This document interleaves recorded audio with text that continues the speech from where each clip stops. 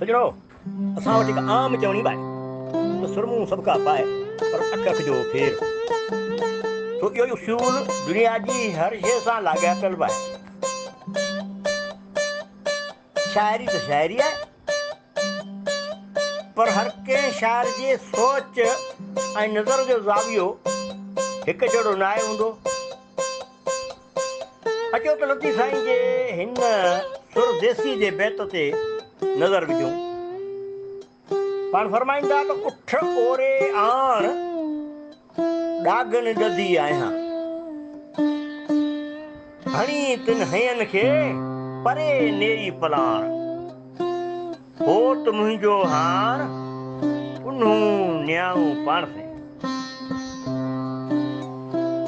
छो त पुन्हूं उठ ते चाढ़े विया त हुनखे उहा रसे कान थी, ऐं पोइ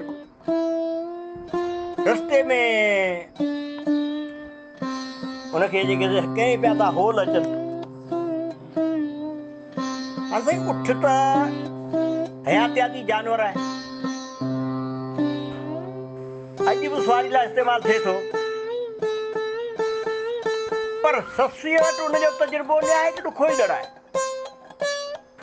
ॿियो संदसि पुन्हूअ खे हुनजा ससीअ जा ॾेर सुतल छॾे ऐं पुन्हूअ खे खणी केचकाए विया ऐं हिन वेचारी खे रंधनि में रोले विया।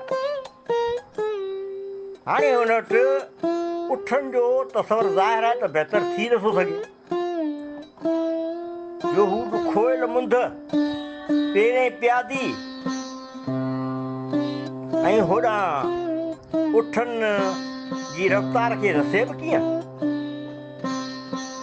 त पोइ लतीफ़ साईं उन कैफ़ियत खे ससीअ खां हीअं थो चवाए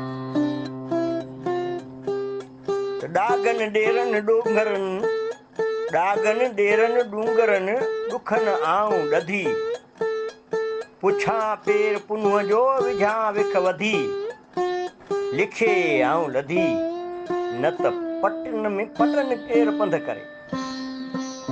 मूंखे मुंहिंजो जेको लिखियो तंहिं मुंहिंजे ॻोल्हे अची जेके लधो ऐं हाणे पटनि जा पंध पई करे। गस में हलंदे हलंदे